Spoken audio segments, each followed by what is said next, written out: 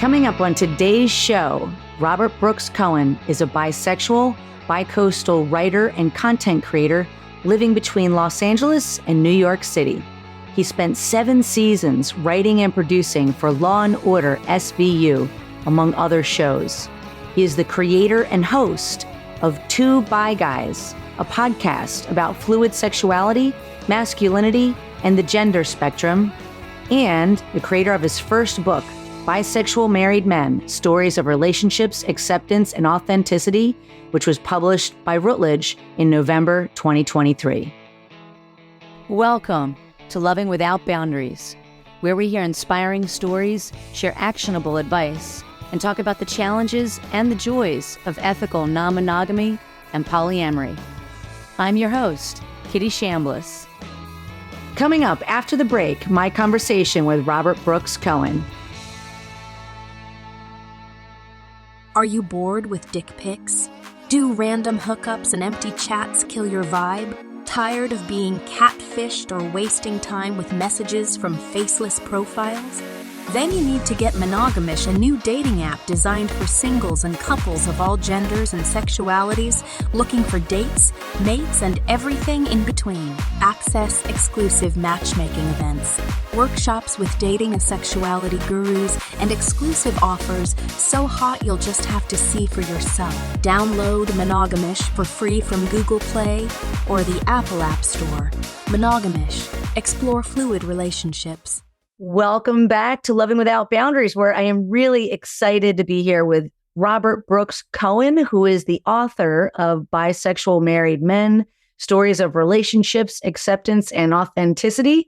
And I believe the day that we're recording this happens to be the day before the release, if I'm not mistaken. So that's very exciting. Yep. And just want to welcome you. I really loved your work that I have read so far, and I'm excited to have a beautiful conversation with you. Yeah, me too. I'm excited to be here on book launch week, although it'll already be out by the time everyone hears this, and excited to share the book and talk about everything with you. I'm a fan of your podcast.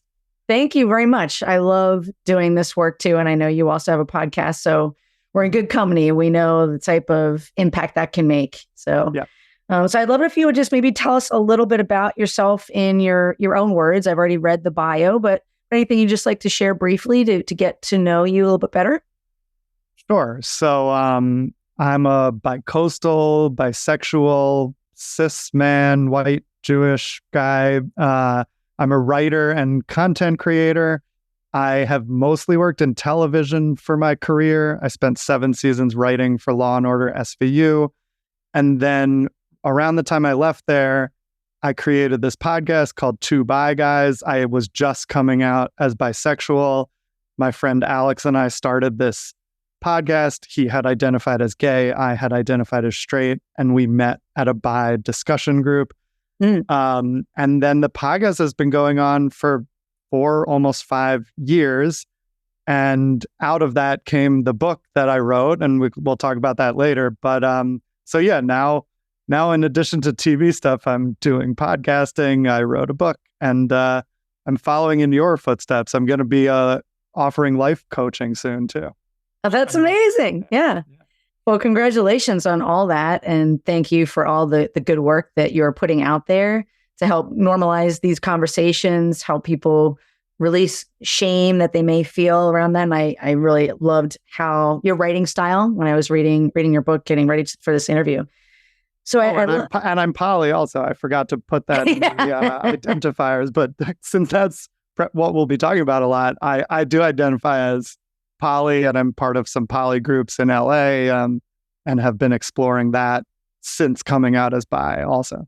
Super exciting. And before we started recording, I was sharing with you that I usually say hetero flexible, partly because that just feels more congruent with how I feel. But I mean, one could also use the term bisexual or queer. So I also identify as a polyamorous married woman. So we're very much in the different mirrored ways that we're coming at this work. So I appreciate the conversation and again, the work that you're doing. So, yeah.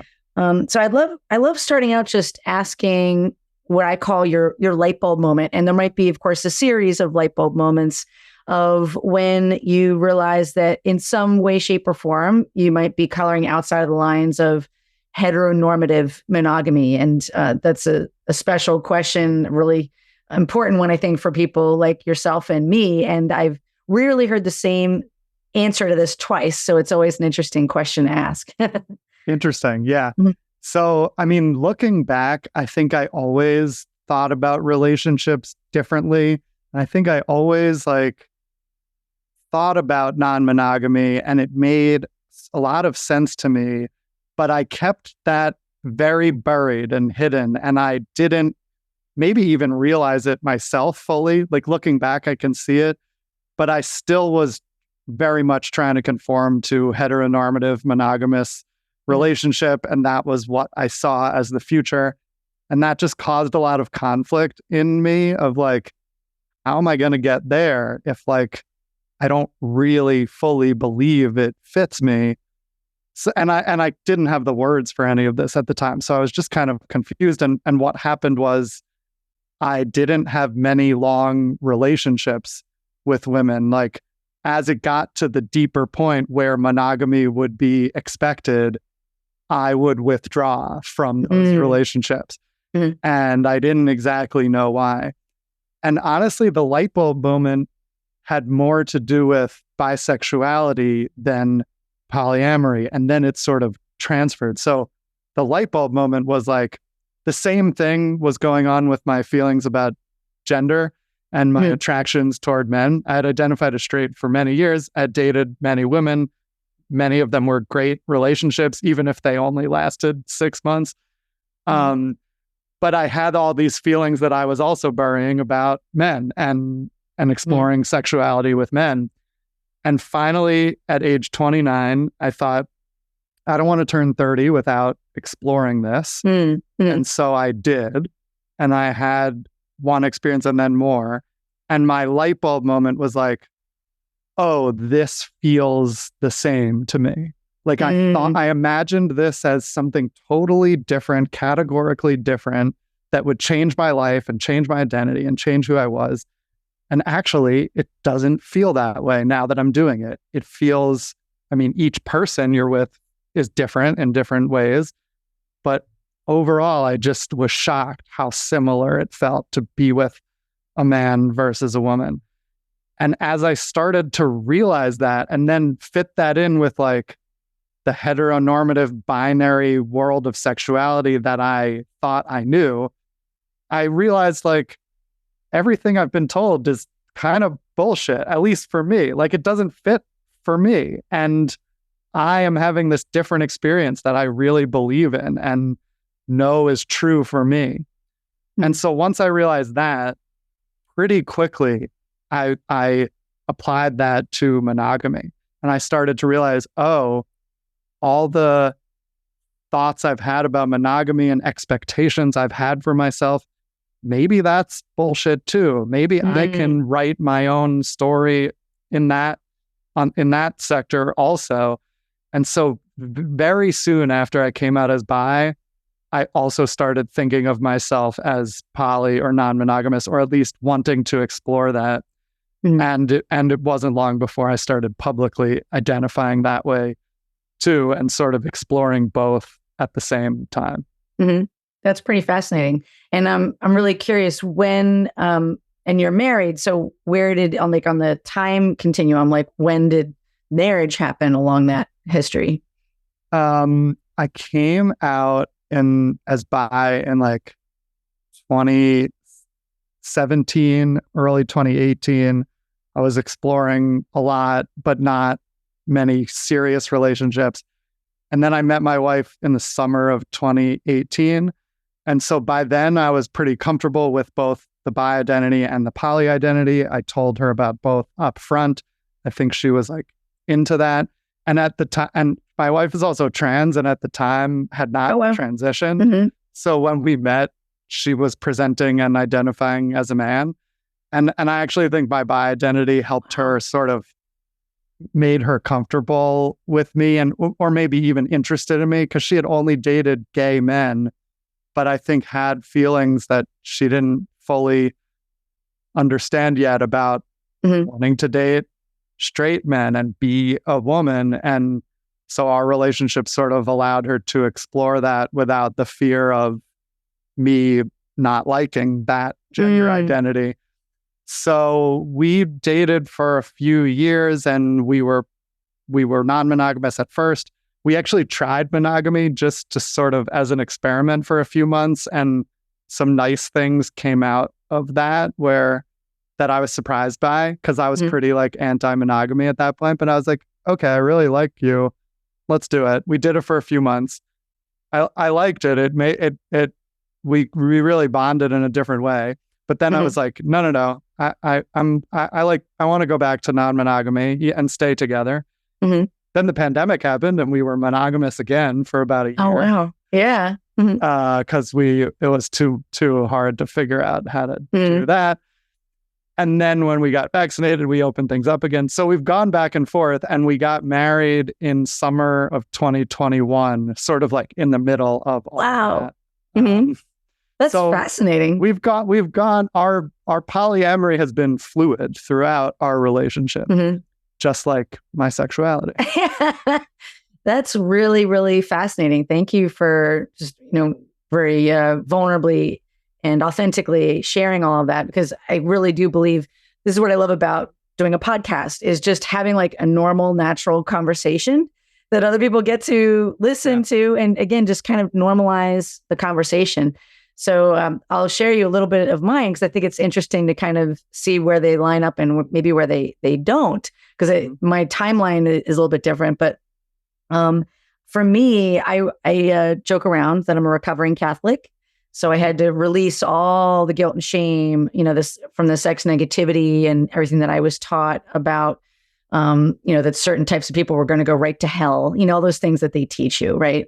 And along that, I'm a former cheater. So I was a cheater who couldn't really figure out how to make monogamy work, but I didn't know polyamory was even a word or a thing at the time. I'm probably older than you. I'm 54 now, so we're talking a little ways back there. And then somewhere along the line, I got interested in watching porn, and I started really enjoying watching girl on girl porn. I just thought it was really hot. And so so it was partly of me exploring my own fantasies, I guess. And I eventually met the man who's now my husband on Match.com when I was more in a monogamous mindset. And as we were getting to know each other, I said, look, I've cheated on every guy I've ever been with. I don't know what my problem is. I can't do monogamy, and I'm falling in love with you, and I don't want to hurt you. And then he shared his side, which was kind of similar, it just never quite fit right. So we said, you know what, let's just try and figure this out in a way that works best for us, regardless of what other people are doing. And before we got married, we went to a nudist resort, kind of like a swingers resort, and ended up befriending this couple. And so what kind of dawned on me as you were talking was my exploring, I guess, my sexuality and non-monogamy happened at exactly the same time, because we ended up having an experience with them. And I was mainly with the wife that night, and I was like, I'm finally getting to realize this dream after a decade of watching girl on girl porn. And it was really, really fun, So I didn't realize till we were just talking that it kind of happened at the same time. Yeah. But I think the difference for me, and the reason I identify more as heteroflexible, is I have had many explorations with women, rarely just the two of us. It's usually been more of a kind of a group dynamic with, my husband or another partner. And I've never really personally felt like I had the ability to fall in love with a woman. I tend to find the romantic part more with men, but I love like you said, the adventure and the fluidity of just saying, hey, I'm doing things ethically and above board at this stage of my life. And why don't I explore who I am and let things unfold the way that they want to unfold? And that was so liberating, so I just thought it was interesting to compare the two stories.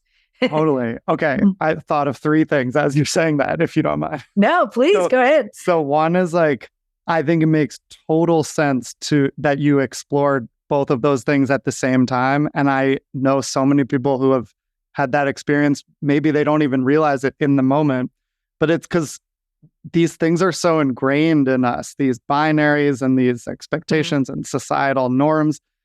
and it's hard to break out of any of them. But once you do it with one thing, then it really does kind of become like, well, why wouldn't I do this with another thing? Why wouldn't I follow my instincts in any way? Like once you've so quote transgressed, one thing you're not supposed to do, quote, then like you might as well keep going. And you realize that like you can write your own path, and a lot of the expectations aren't kind of not necessary.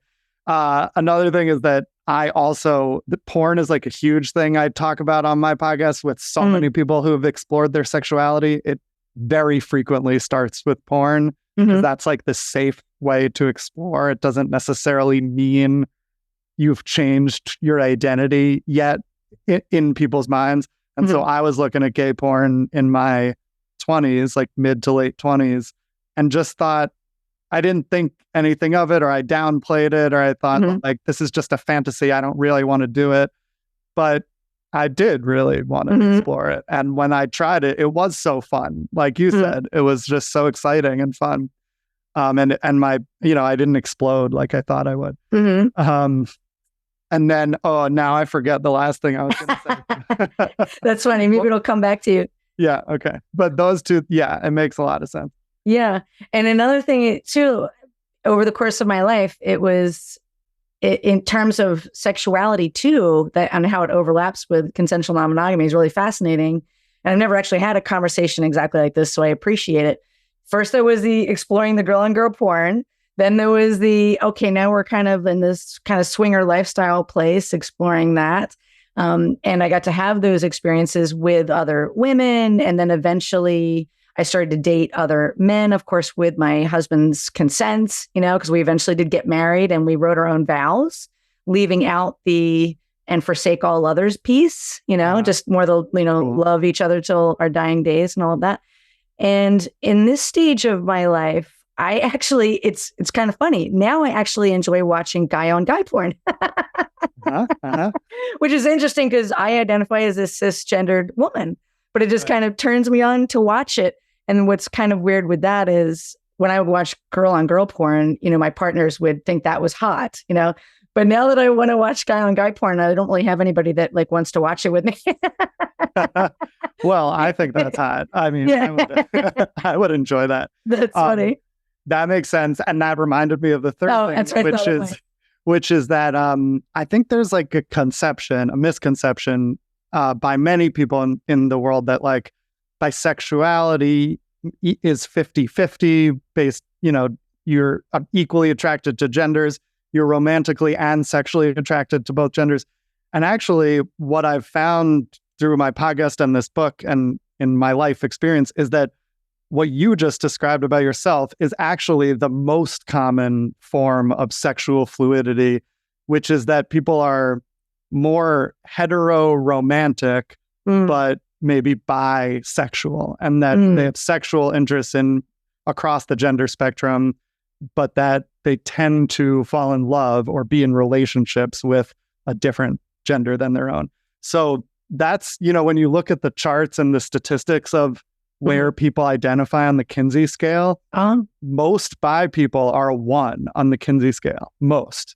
Like that's the highest concentration, which is like not 100% straight, but mostly straight or hetero flexible. So actually there's a lot of people in the middle. I'm certainly more in the middle myself, but I do think I lean hetero romantic also.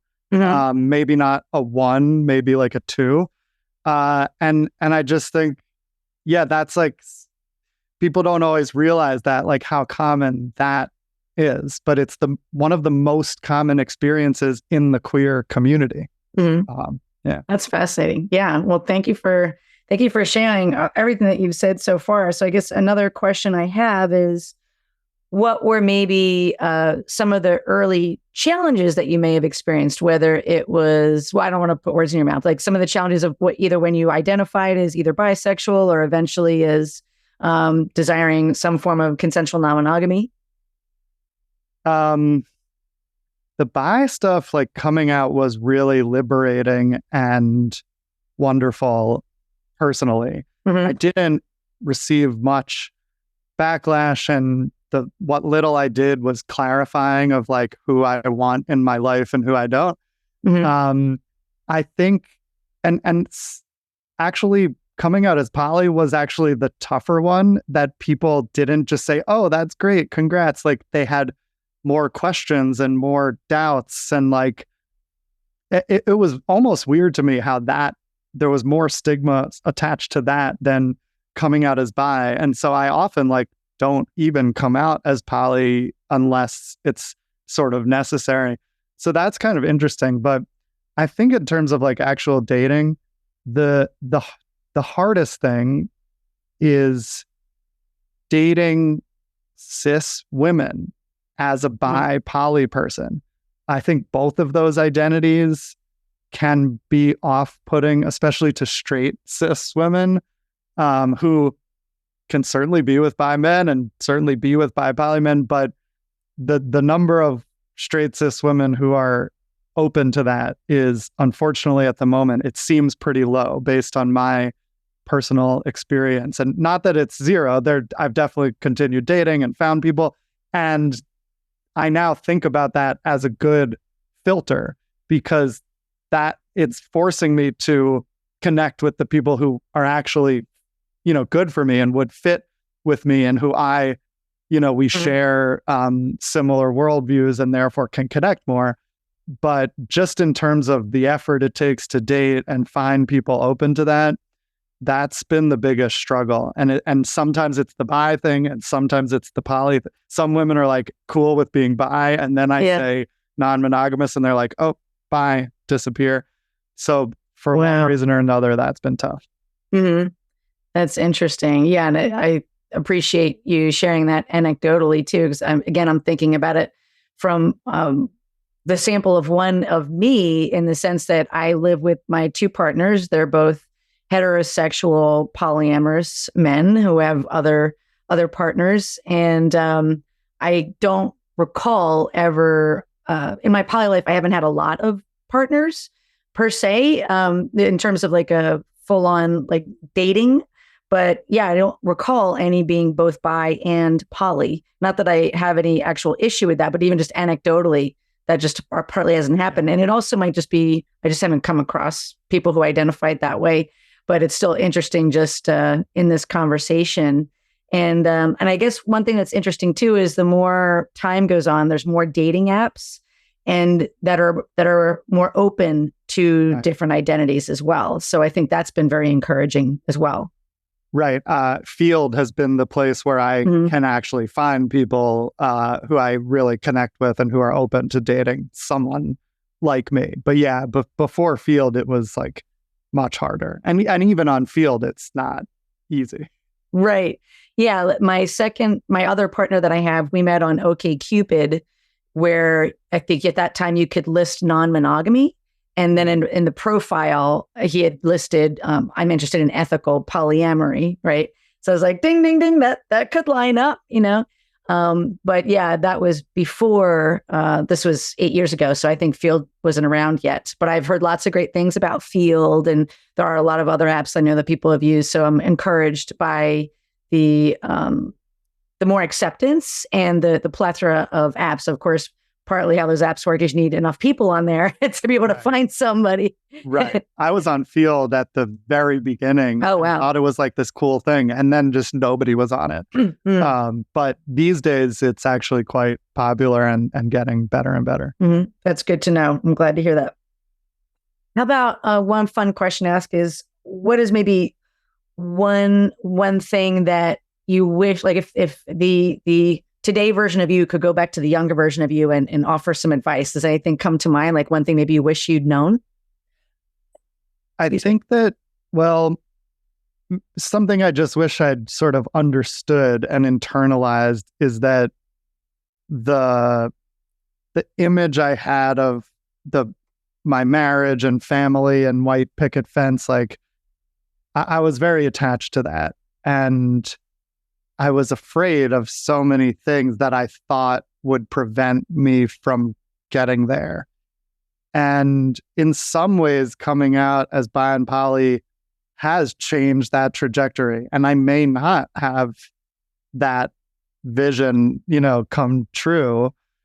But the journey has led to all these amazing, surprising, unexpected, like new experiences and ways of being with people and different types of relationships that I never had imagined that have been so amazing and fun and fulfilling. And like, even just like relationships that started sexually, or people that I met at a sex party that are now like deep sort of friendships. They're deeper than a friendship, but they're not like a partner per se, but there's something that I didn't know could exist. Like, I don't know what even to call it.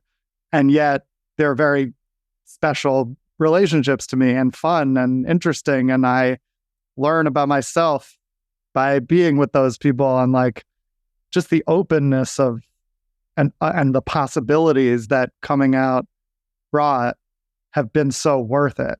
So it's not like, I guess it's not like a thing I wish I knew, but I wish I had like understood that that I would enjoy that uncertainty and not to be so scared of it. Thank you for sharing that, which spawned a couple questions for me. One, which is, you earlier in our chat here, you had said that you don't really come out as poly unless it's necessary. So if you like, I'd love to hear a little bit more about that. Like, how much have you come out as more bisexual, like kind of versus sharing the polyamorous identity?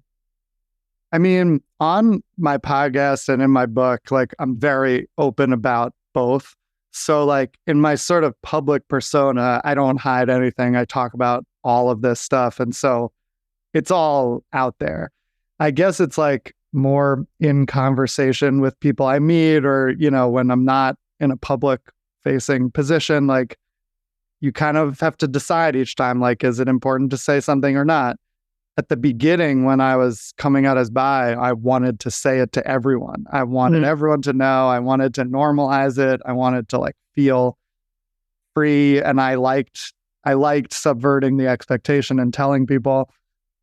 But I don't know that I really had that enjoyment with coming out as poly, because there would be so many questions, and like and the questions, as much as like I can answer them and enjoy educating people, the constant questions do really take a toll and make you wonder if you're crazy. Like, to be with people who don't get it is it's difficult. It's there's emotional labor involved. Whereas when I go to this poly discussion group in Los Angeles that I joined last year, just to be in that group with people who think the same way and get it is so emotionally affirming and so easy to sit there and easy to listen to.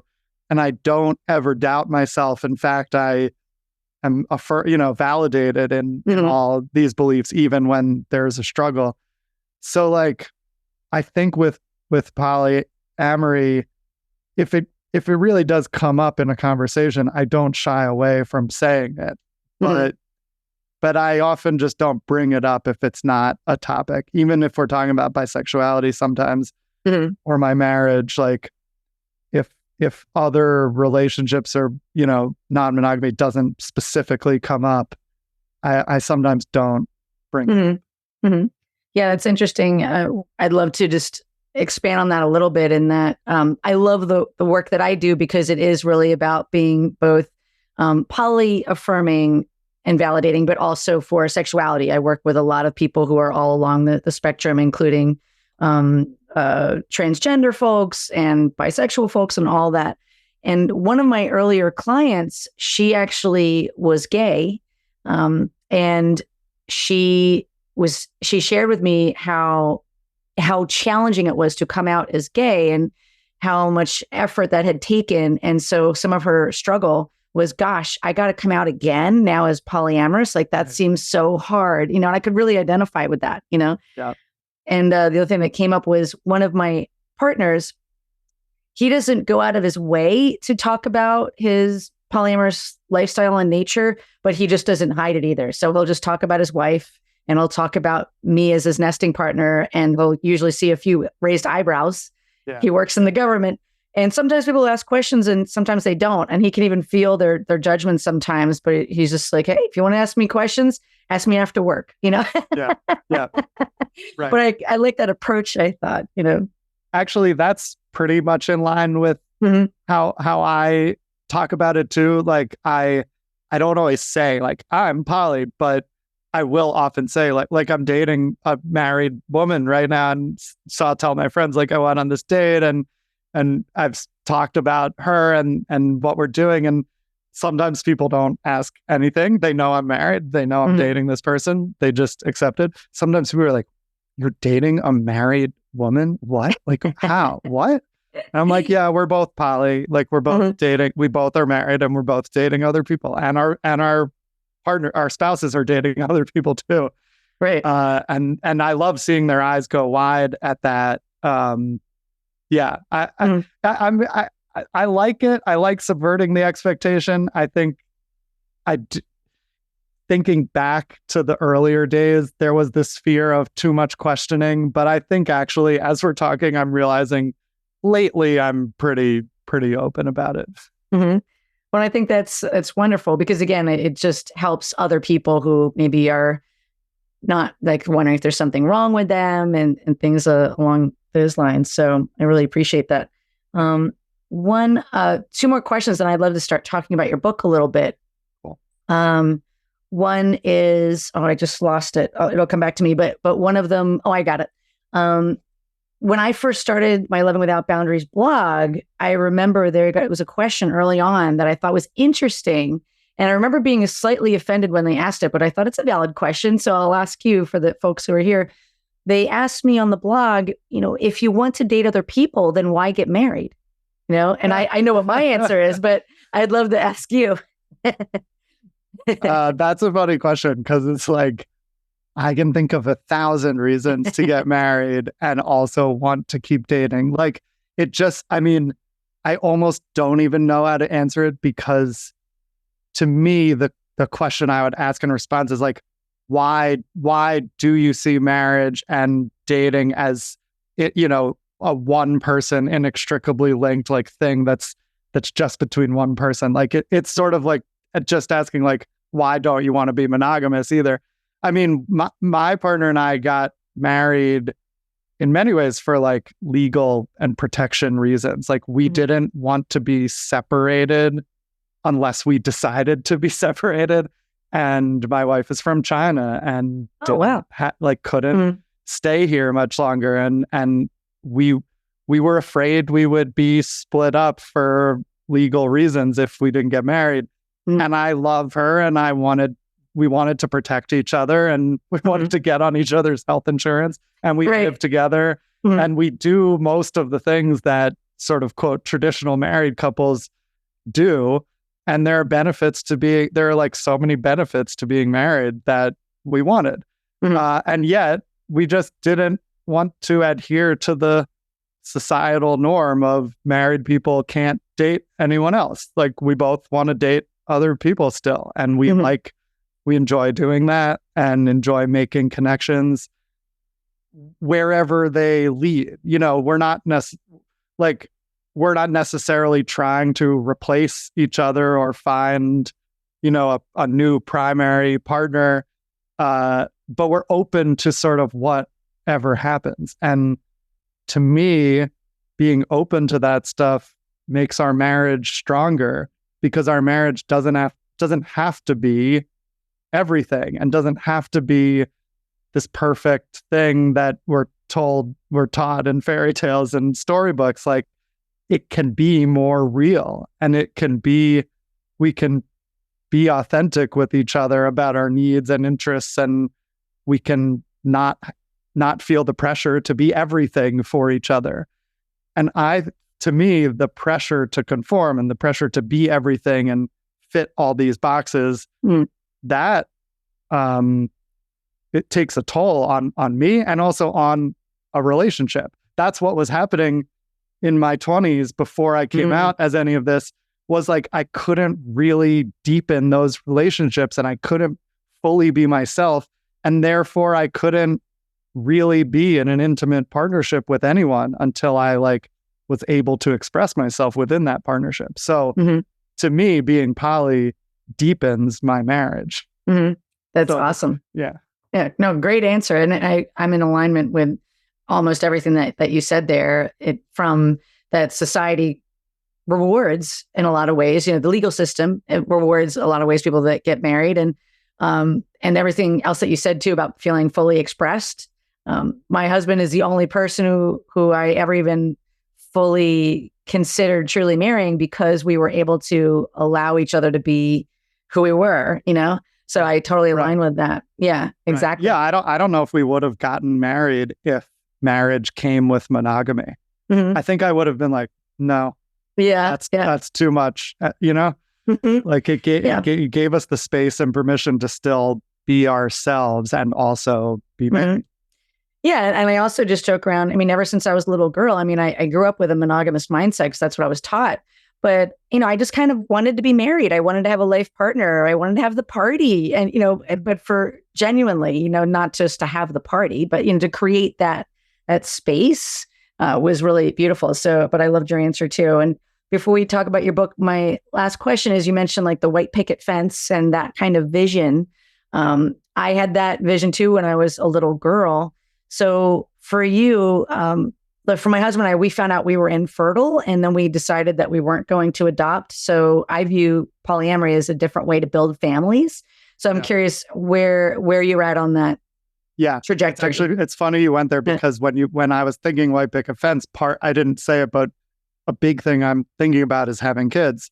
And I think in terms of the struggles of polyamory, that's sort of the other one that I want kids. I've always wanted kids, whether it's biological or adopted. My sister is adopted. So and I'm not adopted. So I literally grew up in a house with both, and I've seen what it's like, and I would be comfortable with either and anything, but I do want kids, and being poly has definitely complicated that. And I am confident that I'll figure it out and find a way that works for me to have kids. But I'm still sort of in that process of figuring it out and figuring out when and with whom and what the family structure will be. And, the white picket fence thing was man and wife and 2 kids, and you live in your house together, and that's it. And now I often think maybe I would live in a bigger house with a polycule, and we all have kids in different ways, and we help each other take care of them. Something like that sounds really cool to me, but then it's also very difficult to find the situation that works with the people that can make it work. So I still haven't quite figured that out yet. It's definitely a challenge, but again, it's I'm more open and excited about the possibilities of whatever could happen, rather than trying to force myself to be on a timeline or do certain things with certain people just because we're married or whatever. We'll see where it goes. I'll let you know. That's awesome. Yeah, please let me know. I'm definitely very curious. It was a long journey, and it's at times painful in our case with the infertility. And also just the questions, why don't you just adopt? There's a lot of things that can come up. And so I wish you the best no matter what you decide. Yeah. So, and I'd love to have you back on if you want to have a different conversation around that as well, because I'm sure that's a topic that comes up. Yeah. So yeah, when I talked about all the questions I get when I come out as poly, that's a big one. It's do you still want kids? How will you have kids? And that I think that's one of the hardest ones to answer, because there's not a cut and dry one. Yeah. I want kids. Maybe I won't have kids, but and if I do, I don't know how or when it's going to happen yet. Right. But yeah, we'll see. Yeah. Well, and technology is amazing. And also, of course, I actually remember that from your book when you talked about your adopted sister. So that's really cool that you had that experience of knowing that you can also, there's many ways to build a family, which is really cool. Oh, right. I wrote in the book about how I think sort of one of the reasons I identify as poly naturally is because when we adopted my sister, I didn't want to at first. I was 10 years old and I liked being an only child, and I was afraid, the love would be split between two kids. And my parents basically told me, like, no, our love will grow to include this new family member, and we'll all love each other just as much, and you'll love your sister in addition. It's like a muscle that will expand. And so I had this conception of what love is from age 10 that was, it's not finite and you don't divide it up. It grows to include new people, and that's possible. And so I think, like, with that mindset, I just naturally gravitated toward polyamory as I got older because it made sense. Yeah. And that was what happened with my sister. I felt it happen with my sister. So I knew that was true for me. So why can't it be true for romantic relationships too? Yeah, I love that you included that in the book. It's a wonderful analogy, a real world analogy too. So thank you for sharing that. So your book, so I'll just say the title of it again, which is Bisexual Married Men, Stories of Relationships, Acceptance, and Authenticity. Very cool. I'm holding it up, but no one can see it because right. But it has a great cover. Very lots of colors on it. And I'd love to just ask first, just when was your light bulb moment there where you thought, oh my gosh, I've just got to write a book? Like, tell me about that moment. Yeah, I didn't really intend to write a book at first. So I started the podcast. We talked about bisexuality, gender, a little bit of polyamory. And then our season 1 finale episode in 2019 was about sexually fluid men who are married to women. And suddenly I got tons of messages about that episode, like so many messages to our social media, comments on the episode, more downloads on that episode than others. And so many men told me they're married to a woman, but they're exploring their sexuality or they're bi. Some of their wives know, some of their wives don't know. Thank you for talking about this topic. So I realized that it resonated with people. And then every time we talked about it since then, those episodes have like double the downloads of the ones around them. So I'm just started realizing this is resonating with my audience. It's a huge topic for bi men. And I then realized that the statistics, which are 88% of bi people end up with a partner of a different gender. So in, quote, a straight passing relationship. So almost 9 in 10. And also 88% of bi men are not out to most of the people in their lives. Only like 12% of us are out. And those statistics overlap almost exactly. I mean, the numbers overlap exactly, and probably the populations overlap.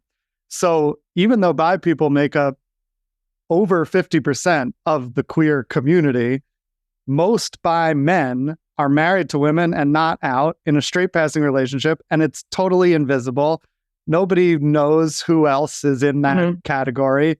Nobody is sharing the stories with each other because there's so much stigma and shame. Everyone feels like they're going through it alone. And in fact, it's one of the most common experiences in the LGBT community. Wow. Yeah. So like once I kind of put all that together, and also at the same time, marriage was on my mind because this was like about a year before I got married. So I just reached back out to some of the guys that had written to me. And I said, can I interview you? This was like middle of 2020, pandemic summer. I had nothing else to do with myself. So I was like, let me interview you guys. So I interviewed 7 guys. It was fascinating. I didn't know what to do with it. I sat on it for over a year. I didn't know it was a book. I thought maybe it's a new podcast. Maybe it's a documentary. Then about a year later, I thought, this could be a book. Let me write up a proposal. I did a proposal. I sent it to Routledge, who publishes a lot of books that I've enjoyed on topics like this. Like they just seemed like the right publisher for it's like, I want this to be a mainstream book, but it's semi-academic, it's semi-research based. Routledge specializes in that. They loved it. They gave me a book deal. I conducted a few more interviews after the deal to round it out. And so basically the book is 13 interviews with bi men who are or were married to women. And it's an oral history, like it's told in oral history form. Wow. Each chapter is a different interview. Each chapter is mostly their words, the interviewees' words, because my goal is like share the stories and make them dramatic. You know, I was a psychology major as an undergrad and also a film major, and then I have this storytelling writing background. So I wanted to make the stories dramatic and interesting and engaging, but also real and to hear from them, not for me to describe everything. So it's mostly interviews. I also do comment on it and give some analysis and my perspective after years of being in this space. And then I also wrote a few other chapters interspersed about, you know, the landscape of bi men, what queerness means to me, and sort of the evolutionary perspective of queerness. There's a chapter on intersectionality. And then the chapter you read, which is one of my favorites, is the chapter on polyamory, because polyamory came up a lot in the interviews. Yeah. That makes a lot of sense. Yeah. And I think as I was reading it, I was really fascinated about and kind of shocked by some of the statistics. Like I thought that was fascinating that that 88% of bi men are closeted. That seems really large, like a large number to me. And I also thought it was really fascinating that some of the stats that 4 out of 5 bisexual people are capable of monogamy with the right person. And just like, I guess, how many, maybe you could share a little bit more of the statistics around how many bi men are in monogamous relationships. Because to me, like, just when you hear bisexuality, of course, you think of it like, you know, binary in a way, but we could also think of it even as pansexual, right? You know, in that regard too. So it just seems very natural. Like even when I talk about polyamory, sometimes to my monogamous friends who don't really understand, you know, are very vanilla, I actually used to use that example. I was like, what if a bisexual person, you know, if they would naturally want to have more than one relationship? I would actually say that. So it's surprised because it seems to make logical sense to me. So I was really surprised by the statistics. I wonder if you could just talk a little bit more about that. Yeah. So, I mean, people do often make that association, and there's some truth to it, right? Like for many bi people, especially those who come out later in life and didn't have a chance to explore earlier, there is a desire to explore with multiple people of different genders and have that experience and sort of live out your bisexuality. So that's definitely a real thing. But when you look at the statistics, bi people are only very slightly more likely to be non-monogamous than straight people. It's fascinating to me. Yeah. Yeah. I'm trying to find the exact. So there are different statistics. There isn't like one number I can point to. There was a study I found where the difference between straight and bi people was 1% in terms of whether they're monogamous or poly. And it was like a younger sample size. So maybe younger people are more poly anyway, even if they're straight. But there was almost no difference between the straight and the bi groups. And it was about 80% are monogamous and 20% are non-monogamous.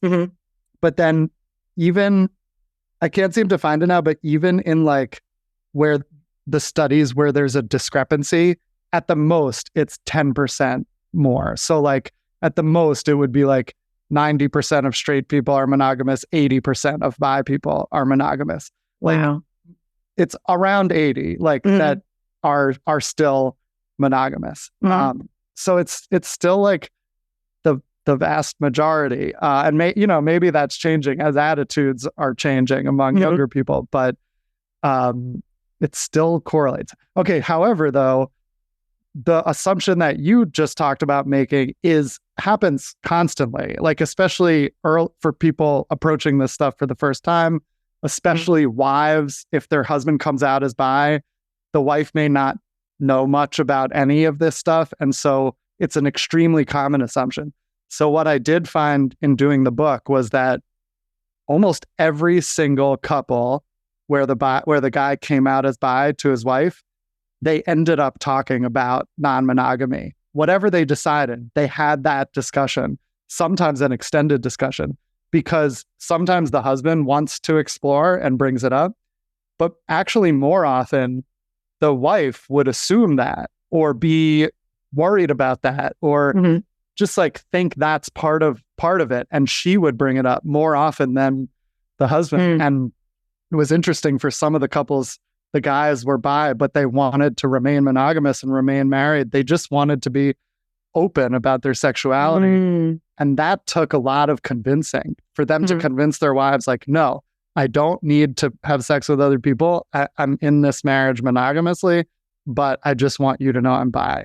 Like, that's the biggest struggle. Wow. And then there were couples that did explore non-monogamy or polyamory, some successfully and others not. Yeah. I thought that was really fascinating. And I love when there's either like a busting of a myth or you get some data instead of just, jumping to conclusions. So I thought that was quite fascinating. And maybe it was also extra fascinating to me because I am polyamorous who's actively practicing that, So to me, I'm like, this is great. Why wouldn't everybody want to do it? Not that there's anything wrong with monogamy, but you know what I mean? Like, just because that's also the lens that I'm kind of seeing the world, Yeah.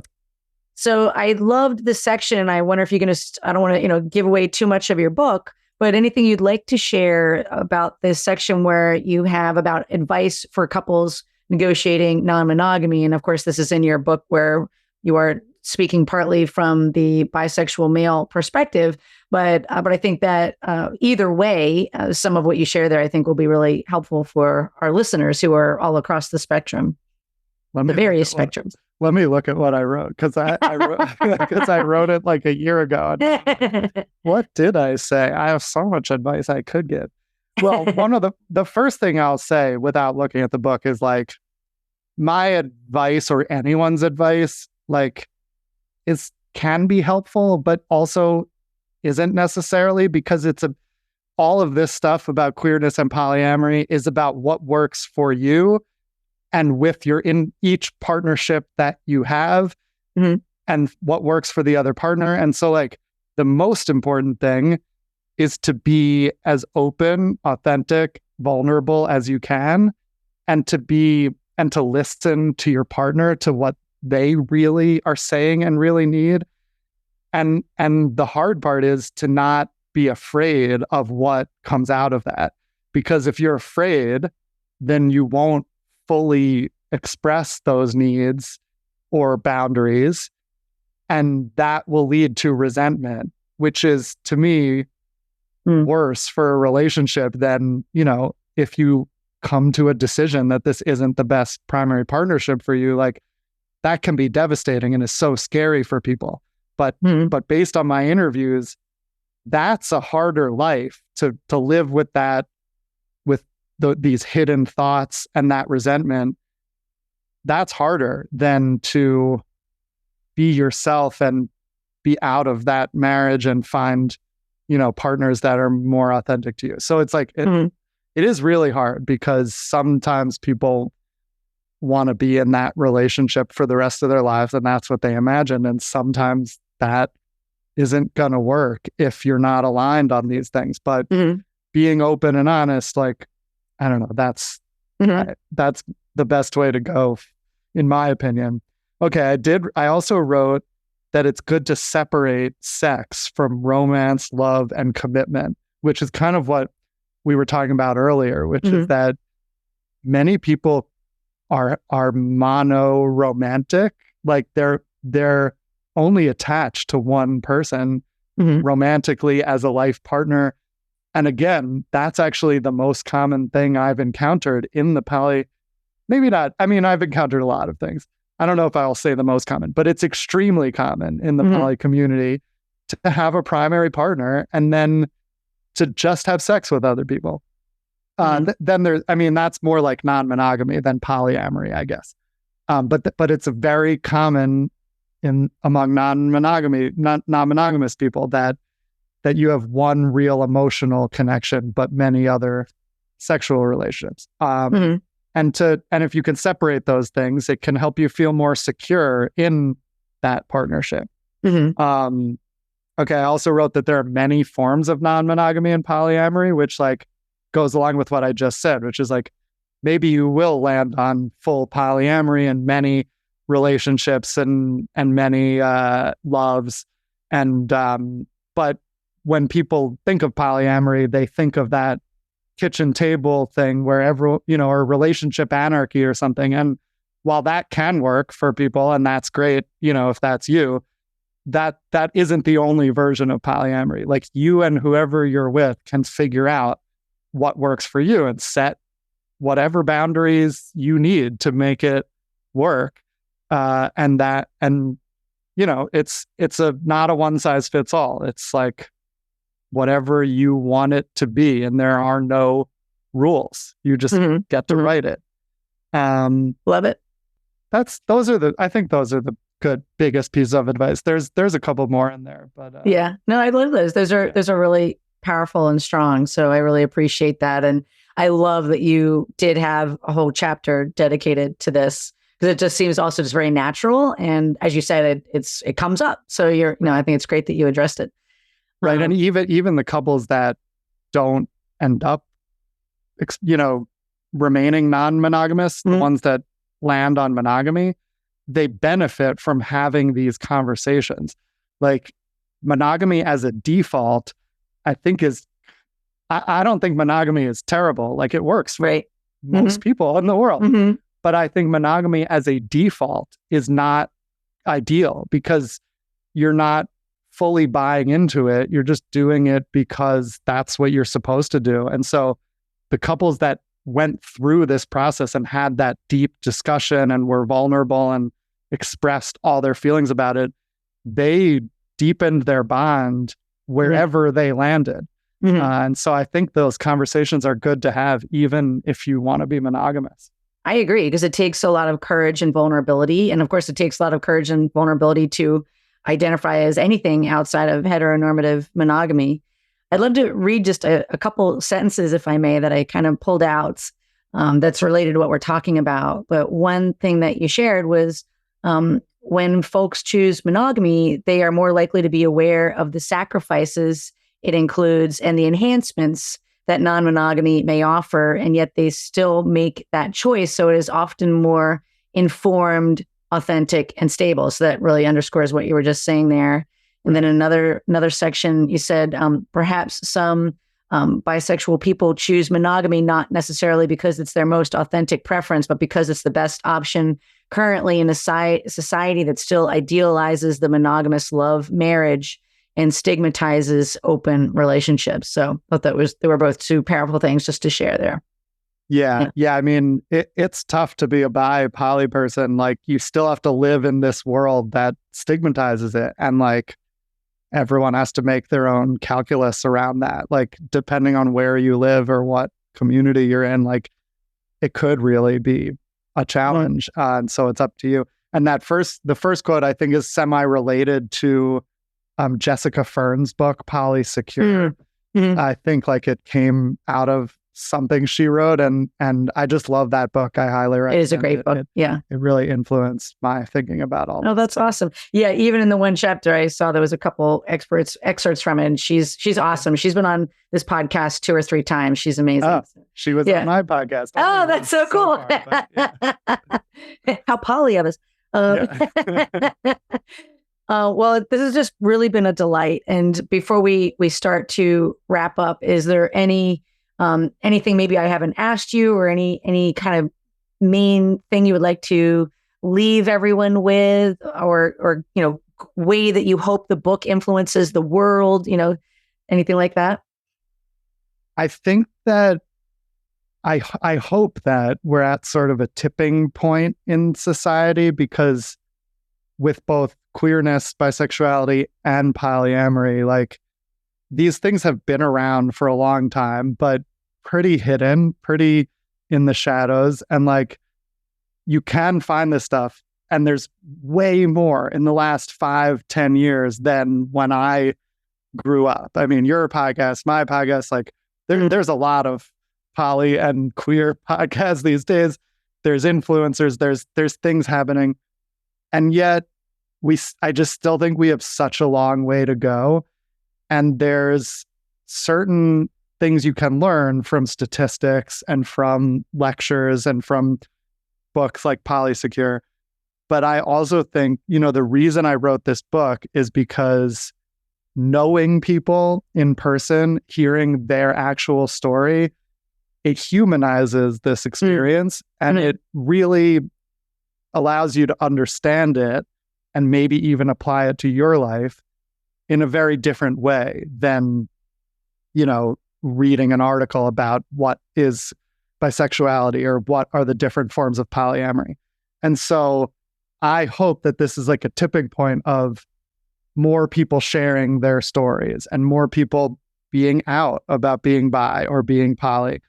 And just, I think so many people don't realize that there are poly people in their lives or bi people in their lives. Like, we're walking around hidden, like not 80% of us are hidden from those around us. And we share these experiences and it's difficult to talk about. So I hope that the more people are sharing those stories and talking about it, it'll get easier and easier.